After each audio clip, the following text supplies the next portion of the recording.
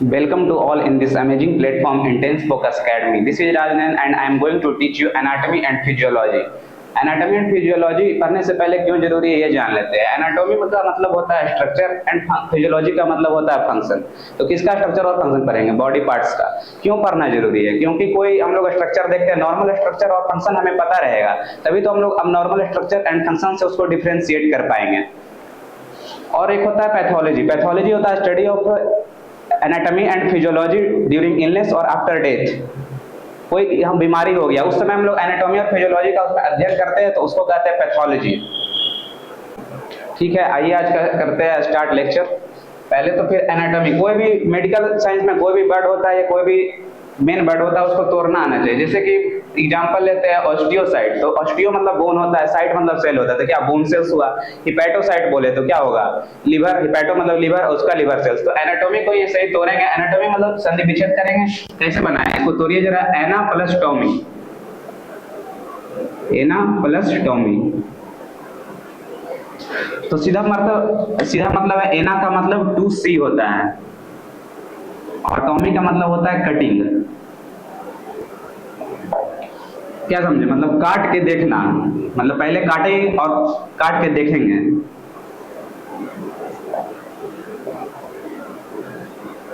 Cut and सी। तो किसको काटेंगे?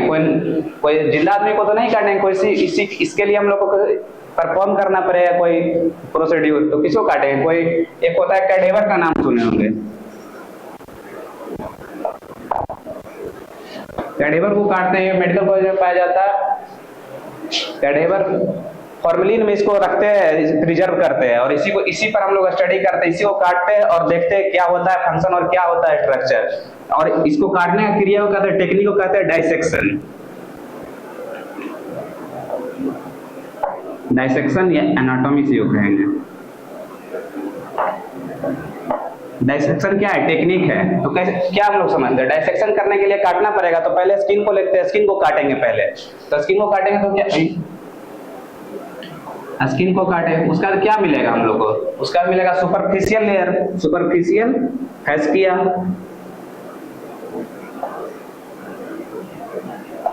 सुपरफिशियल फैस्किया, इसी में ब्लड वेसल्स और नर्व्स पाए जाते हैं। उसके बाद क्या मिलेगा? Deep layer फैस्किया।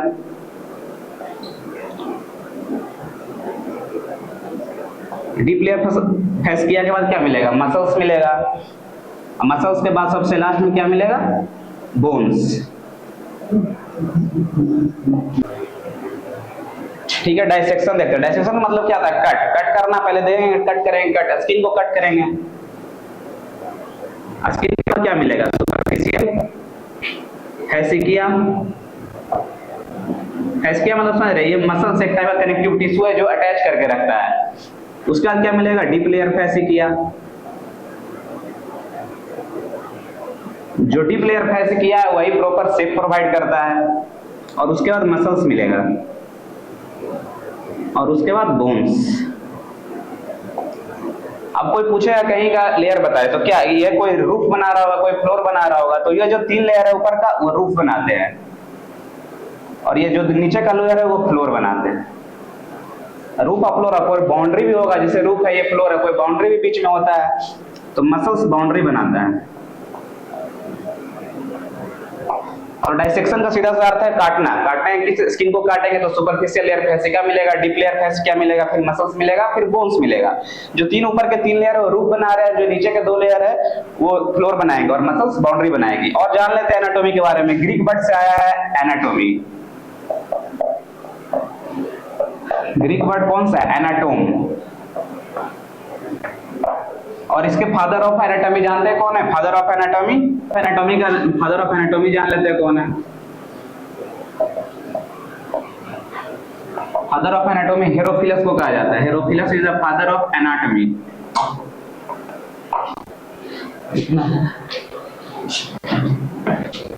ये टेक्निकल डेफिनेशन बताते हैं एनाटॉमी का। The branch of medical science in which we do dissection। काट रहे थे और क्या कर रहे थे? ऑब्जर्व कर रहे थे। Observation,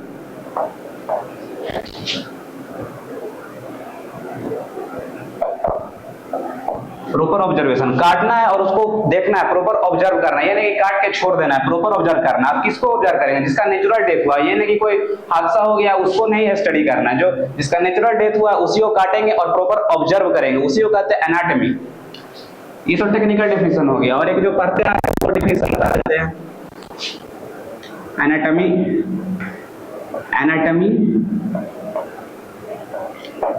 is the study of different structures of body parts, their forms, positions, और क्या रिलेशनशिप देंगे, और रिलेशनशिप्स टू ईच अदर।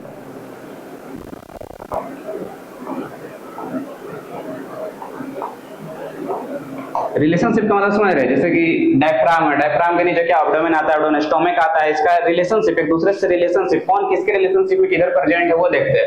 यहाँ पर मीडियास्टिनम होता है, वहाँ हार्ट प्रेजेंट होता है, यही सब देखते हैं। Relations to each other, positions देखते हैं कहाँ पर प्रेजेंट है बॉडी में, और फॉर्म्स देखते हैं, और स्ट्रक्चर ऑफ बॉडी पार्ट्स। ये डिफिनेशन हो गया। और क्या बचा? फिजियोलॉजी का डिफिनेशन। फिजियोलॉजी का मतलब है, फिजियो मतलब नेचर या फंक्शन, और जहां भी लॉजी आ जाए वहां तो होता है टू स्टडी, तो मतलब क्या करेंगे? Study of function. तो डिफिनेशन लिख लेते हैं फिजियोलॉजी का। डिफिनेशन ऑफ फिजियोलॉजी लिखिए, it is the study of, it is the study of function of body parts, body parts, और क्या, और जो सिस्टम प्रेजेंट है बॉडी में, and systems present in the body. यही है फिजियोलॉजी। एनाटॉमी एंड फिजियोलॉजी का यही कहानी है। Structure and function of body is known as anatomy and physiology. चलिए अब आगे बढ़ेंगे। आगे क्या पढ़ेंगे? जो सिस्टम यहीं पे डिस्कस कर लेते हैं, वहां पर जो सिस्टम बताया यहीं पे डिस्कस कर लेंगे आगे क्लास में। तो systems present in the body. पहला मस्कुलर सिस्टम, दूसरा रेस्पिरेटरी सिस्टम, तीसरा डाइजेस्टिव सिस्टम, इसी को जीआईटी बोलेंगे, इंटेग्यूमेटरी सिस्टम, इंटेग्यूमेटरी सिस्टम। इंटेग्यूमेटरी सिस्टम क्या होता है? इंटेग्यूमेटरी सिस्टम स्किन और उसके साथ अपेंडेजेस, स्किन के साथ उसका जैसे कि हेयर, नेल्स और भी, और सर्कुलेटरी सिस्टम हो गया।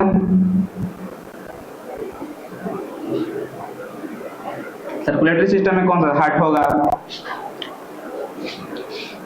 इंडोक्राइन सिस्टम होगा,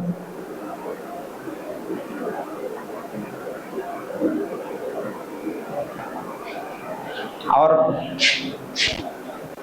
एक रिप्रोडक्टिव सिस्टम होगा,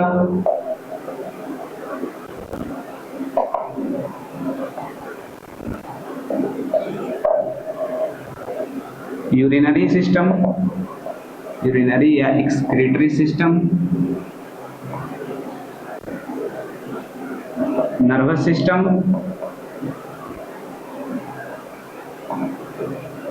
10 number skeletal system,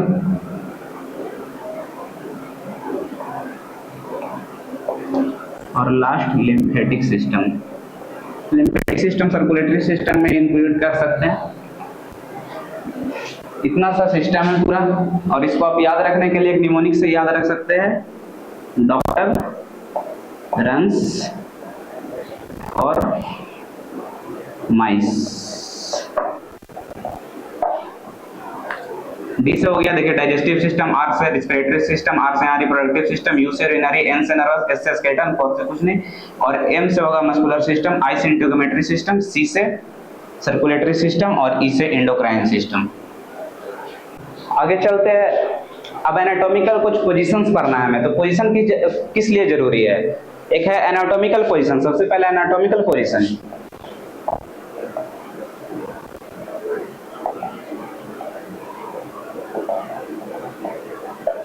anatomical position बहुत जरूरी है। इसको स्टैंडर्ड पोजीशन भी कहा जाता है। क्यों कहा जाता है? जैसे हम आपसे पूछे कि यहाँ हम आपसे पूछे पाम किस है, तो आप बोलेंगे फ्रंट, फिर हम ऐसे कर लेंगे तो इसको क्या बोलेंगे? Inside the body, front. इसीलिए कोई एक स्टैंडर्ड पोजीशन तो होना चाहिए जिससे कि समझ सके कि ये स्टैंडर्ड पोजीशन है। जो एनाटॉमिकल पोजीशन होता है इसीलिए बनाया है क्योंकि पूरा बुक होता है इसी के अकॉर्डिंग लिखा जाता है, एनाटॉमिकल पोजीशन के अकॉर्डिंग लिखा जाता है। तो चलिए एनाटॉमिकल पोजीशन क्या होता है इसको एक कार्टून से समझेंगे।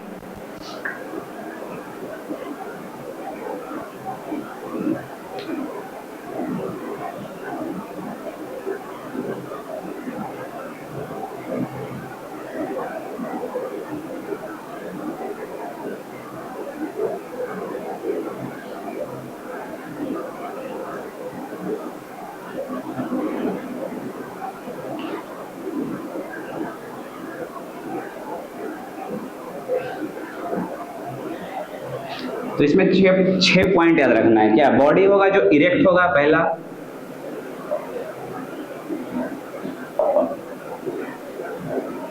जो बॉडी है वो इरेक्ट होना चाहिए। आइज क्या होगा? आइज इसमें जो होगा लुकिंग फॉरवर्ड, एकदम सामने देखना चाहिए, ये नहीं कि इधर उधर देख रहे हैं, लुकिंग फॉरवर्ड।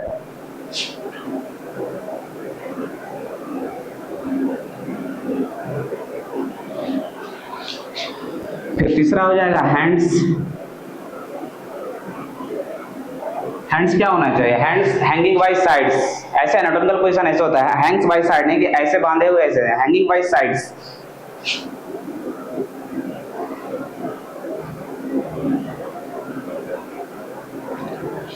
चौथा नंबर पाम्स की बात करेंगे। पाम्स क्या होगा? पाम्स देखिए फॉरवर्ड है, फॉरवर्ड होना चाहिए पाम्स, ऐसे नहीं कि ये ऐसे कर लिए, फॉरवर्ड होगा। और जो थंब है वो थंब है जो पॉइंटिंग आउटवर्ड, पॉइंट करते आउटवर्ड, बाहर की तरफ पॉइंट करते रहना चाहिए। And thumb pointing outward. पांचवा नंबर देखेंगे फिट्स। लिख देखेंगे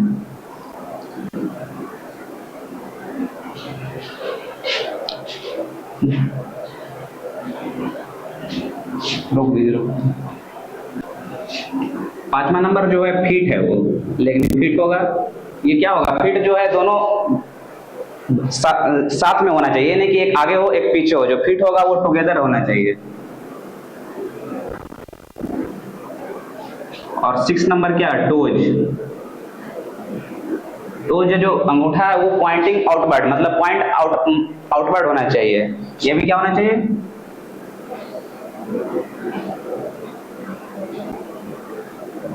पॉइंटेड आउटवर्ड।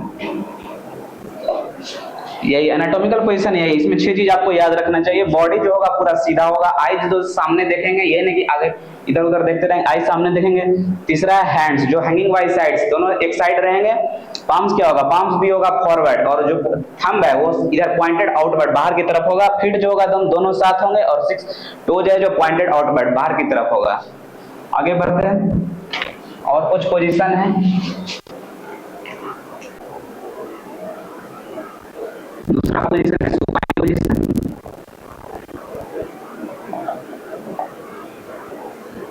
और तीसरा है prone position.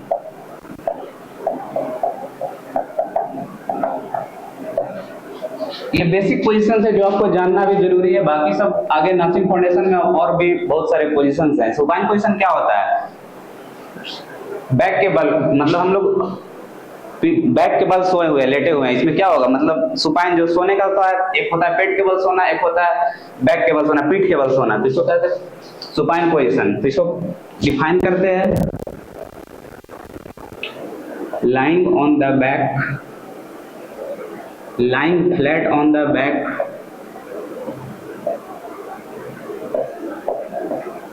and face pointing upward. Back के अनुसार सोएंगे तो फेस क्या ऊपर देखेगा, इसी को बोलते हैं lying flat on the back and facing pointing upward. और प्रोन क्या होगा, पेट के बल सोएंगे तो नीचे की मुंह करके सोएंगे। तो इसको कैसे डिफाइन करेंगे, लाइंग फ्लैट किसके सहारे सो रहे हैं, स्टोमक के सहारे, पेट के सहारे, lying flat on the stomach and face pointing downward. हो गया डिफाइन, सुपाइन हो गया और प्रोन पोजीशन हो गया। एक चौथा जानना है यहाँ पर आपको, लिथोटॉमी पोजीशन।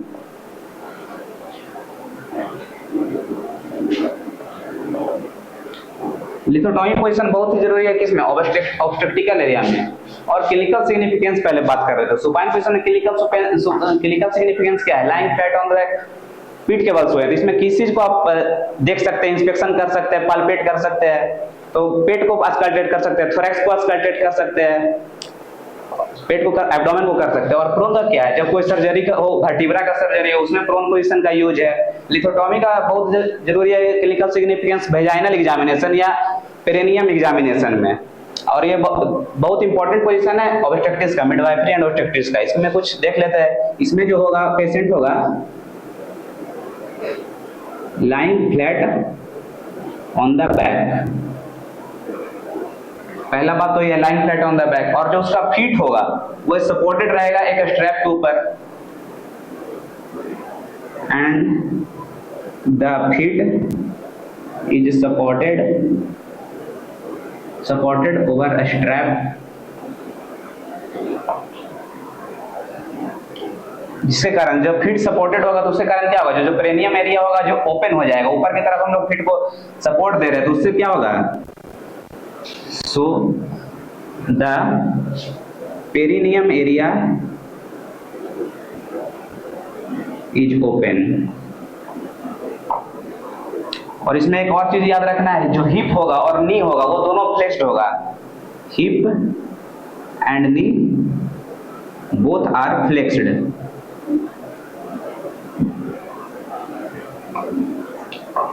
इतना ही चीज जानना है।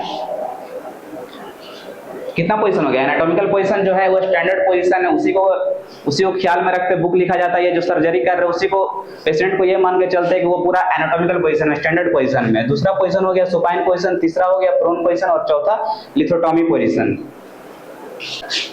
आगे कुछ टर्मिनोलॉजीज की बात कर लेते हैं। कुछ हम लोग को टर्म जानना है।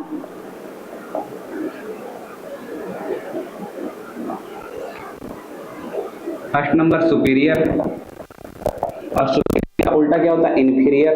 तो ये दोनों टर्म को जानना है।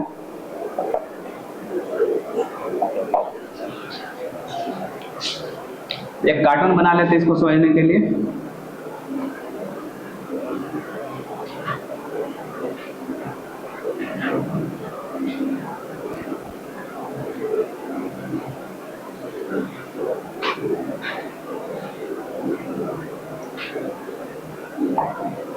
तो सुपीरियर का समझते, सुपीरियर क्या होगा, ऊपर वाला चीज होता है सुपीरियर, कोई भी ऊपर चीज होगा वो सुपीरियर, और नीचे इंफीरियर होता है।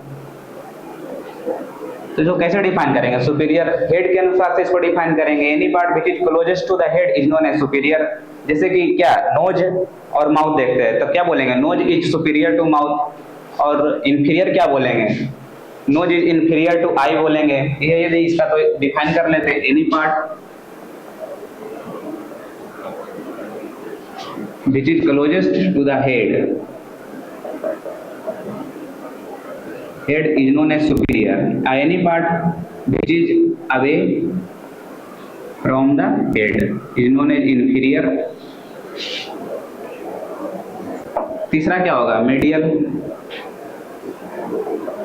बीच में है तो इसका अपोजिट क्या होगा, लैटरल, साइडवेज। तो मीडियल और लैटरल समझने के लिए क्या, एक मिडलाइन खींचते हैं। यहाँ पर जो भी पार्ट यहाँ मिड लाइन पे हो या इसके अगल बगल हो उसको मीडियल कहेंगे, और जो मीडियल से दूर हो इधर पार्ट हो जाए लैटरल कहेंगे उसको। तो इसको डिफाइन करते हैं, क्या क्या होगा mid line, any part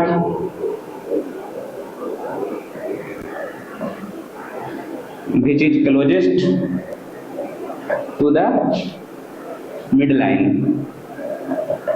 is known as medial, or any part which is away away from the midline is known as lateral. इसका एग्जांपल देखते हैं, स्टर्नम क्या होगा, sternum is medial and lateral क्या होगा, ribs is lateral.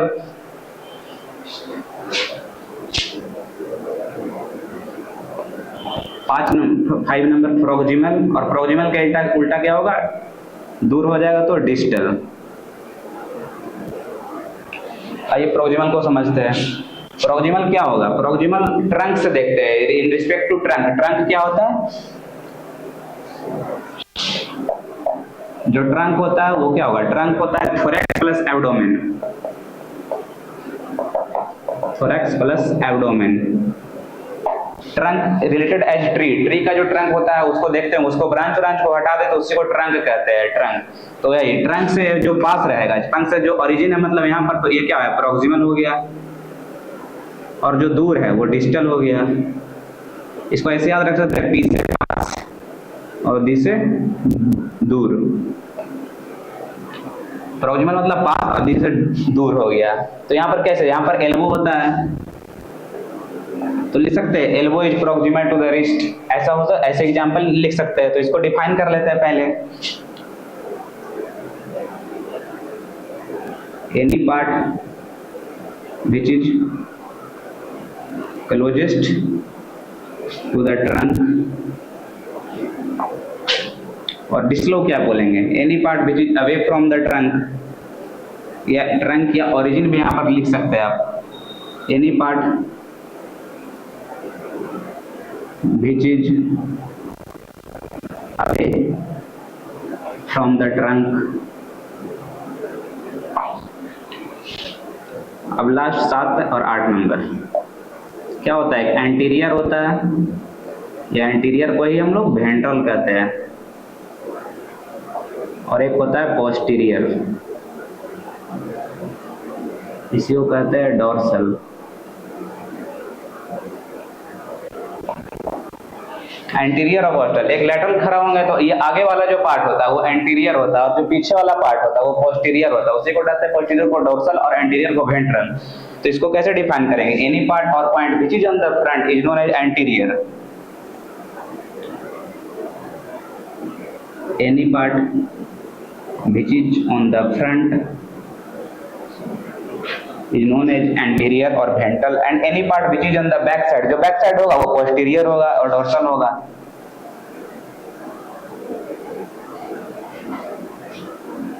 Any part which is on the back is known as posterior or dorsal. यही है terminology. इतना ही टर्मिनोलॉजी जानना, ये आगे आपको आने वाले एनाटॉमी एंड फिजियोलॉजी में बहुत मदद करेंगे.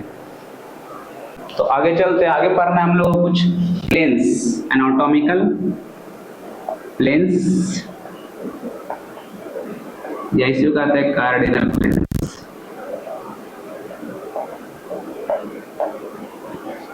तो प्लेन क्या होता है, प्लेन पर होंगे एक्स बाई जेड प्लेन होता है, एक्स बाई जेड.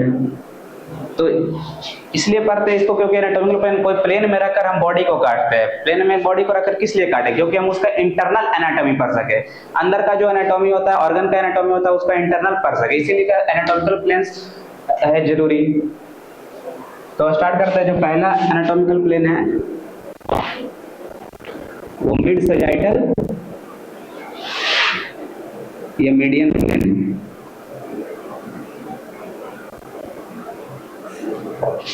इससे पहले हम लोग सूचर, बॉडी जो क्रेनियम है वो सूचर से बना होता है. तो आगे वाला फ्रंटल होता है, बीच वाला इधर. तो फ्रंटल और जो पैराइटल से जुड़ रहा है इसको अलग करते हैं, उसको कहते हैं कोरोनल सूचर, और इसको कहते हैं सैजिटल सूचर, और इसको कहते हैं लैम्बोइडल. सैजिटल का अर्थ क्या आता है, यहाँ पर है सैजिटल सूचर. तो इसके एक वर्टिकल प्लेन है, वो डिवाइड करेगा बॉडी को राइट एंड इक्वल हाल्फ्स में. तो मिड सैजिटल का प्लेन यही आता है, मिड सैजिटल मतलब सैजिटल बीच से पूरा काटेंगे बॉडी को, और इसको कहते हैं मीडियन प्लेन. तो इसको डिफाइन कैसे करेंगे, A plane which is passing through the center of the body and divides the body into right and left equal halves. इसी को कहते हैं mid sagittal median plane. A plane which is passing through the center of the body and divides the body into right and left.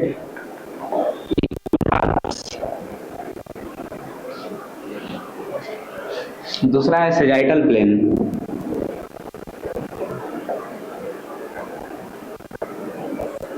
Mid sagittal plane जो बीच से काटे. Sagittal plane मतलब mid sagittal के अगल बगल होगा, मतलब इधर से काट सकते हैं, इधर से काट सकते हैं. और इसमें क्या होगा, जो बॉडी है वो अनइक्वल हाउस में बटेगा. अनइक्वल मतलब इधर वाला अनइक्वल होगा, इधर वाला अनइक्वल है, इधर वाला ज्यादा होगा, इधर वाला कम होगा. पार्ट ऐसे काट सेजाइटल. तो इसको कैसे डिफाइन करेंगे? Any plane which is any plane which is parallel to the mid sagittal plane.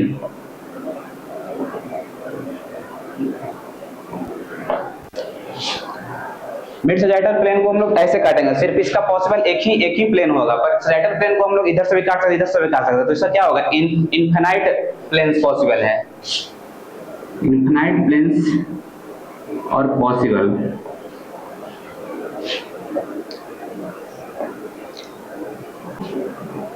Sagittal plane आप लोग समझ लिए. सजाइटल प्लेन क्या होगा? Any plane which is parallel to the mid sagittal plane, इसको कहते हैं सजाइटल प्लेन. इसमें क्या होगा? इनफिनाइट प्लेन्स पॉसिबल है, पर जो मीडियन प्लेन है उसमें इनफिनाइट प्लेन पॉसिबल नहीं, सिर्फ एक प्लेन पॉसिबल है जो वर्टिकल प्लेन है. आगे आता है कोरोनल या फ्रंटल प्लेन. क्या बताया था? सूचक फ्रंटल और पैरेटल को जो अलग करता है सूचक उसको कहते हैं कोरोनल प्लेन या फ्रंटल प्लेन.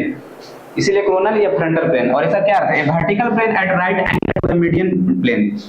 मीडियन प्लेन कैसे था? ऐसा. और ये कोरोनल है ऐसे. कोरोनल को ऐसे बांट रहे हैं, तो right angle to the median plane dividing the body into anterior and posterior part. जब हम ऐसे काटेंगे बॉडी को तो आगे का पार्ट जो होगा एंटीरियर और पीछे का जो पार्ट होगा वो पोस्टीरियर हो जाएगा. तो ये लिख रहा है vertical plane at right angle to the median plane dividing the body into anterior and posterior parts. आगे और पीछे का पार्ट में डिवाइड करता है. चौथा प्लेन है ट्रांसवर्स या हॉरिजॉन्टल प्लेन.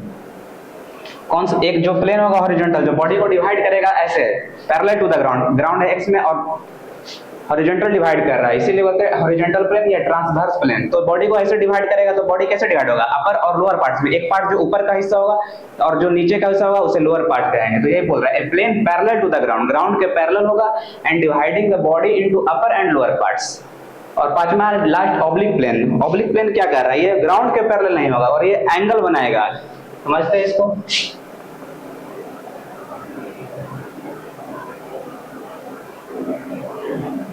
तो कैसे? ऑब्लिक प्लेन का मतलब समझ रहे हैं? इसको ऐसे काटेगा, ऐसे, ये ऐसे.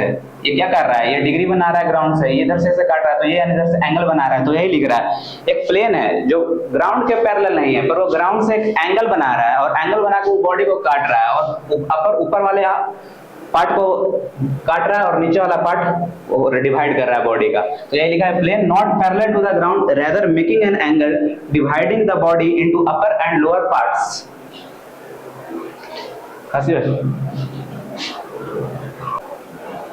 अब आगे जो पढ़ना है वो मूवमेंट है. कुछ मूवमेंट होता है उसको बेसिक होता है, बेसिक मूवमेंट्स होते हैं वो हमें जान लेना जरूरी है, क्योंकि आगे आने वाले एनाटॉमी एंड फिजियोलॉजी में सब काम आएंगे.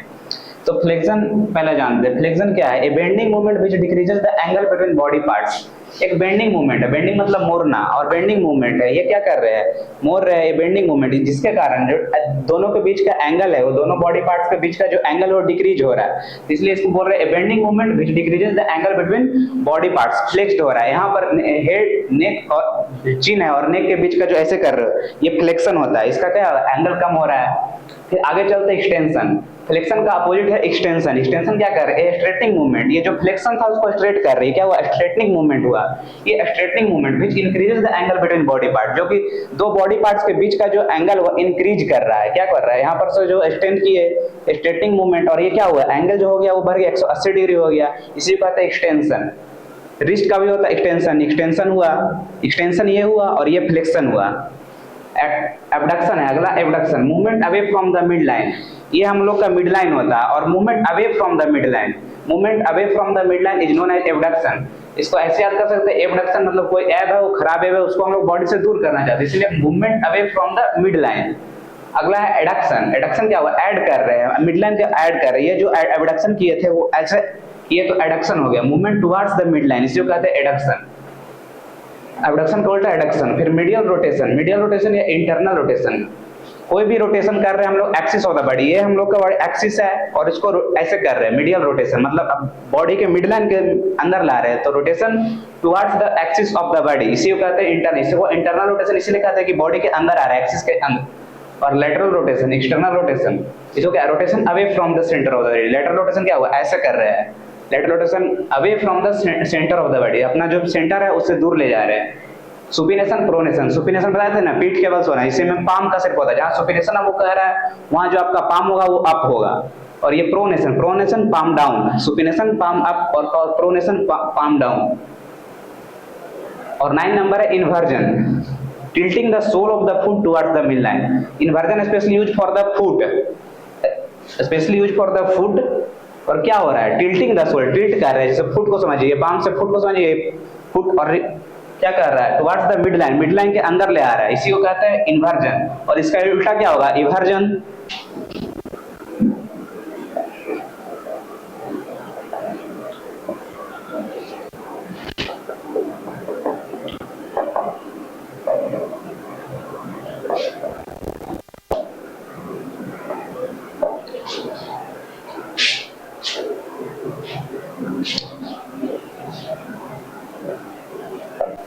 आगे बात कर रहे थे इवर्जन का, इन्वर्जन का उल्टा इवर्जन होता है, tilting the sole of the foot away from the mid line, जो सोल है ये मतलब फुट मानिए सोल है, इसका tilting the sole of the foot away from the, ये मिड लाइन है उससे अवे ले जा रहे हैं, तो इसे कहते हैं eversion, tilting the sole of the foot from away from the mid line, mid line से दूर ले जा रहे हैं, इसे कहते हैं इवर्जन। और सर्कमडक्शन, सर्कमडक्शन सीधा मतलब होता है combination of different movement, book में देखेगा तो इसको ऐसे लिखता है सर्कमडक्शन, पर इसमें होता है कॉम्बिनेशन ऑफ डिफरेंट मूवमेंट। जैसे कि हम लोग बॉलिंग कराते हैं तो पहले बॉल को ऐसे करते हैं, फ्लेक्शन करते हैं, फिर एक्सटेंशन करते हैं, फिर ये पूरा ऐसे देते हैं घुमा के, तो सर्कमडक्शन, इसी चीज को बोलते हैं circumduction. Circumduction is the combination of different movement. और भी मूवमेंट है, डॉर्सिफ्लेक्शन होता है, प्लांटर फ्लेक्शन होता है, डॉर्सिफ्लेक्शन स्पेशली फुट के लिए यूज करते हैं, तो ऐसे कर रहे हैं, तो डॉर्सिफ्लेक्शन। प्लांटर फ्लेक्शन कब होगा, जब हम लोग नीचे प्लांटर जो फुट है, सोल का जो फुट का जो सोल है उसको नीचे की तरफ ले जा रहे हैं, उसको प्लांटर फ्लेक्शन कहते हैं। और जब ये पाम पाम को नीचे ले जा रहे हैं तो इसको कहते हैं पामर फ्लेक्शन।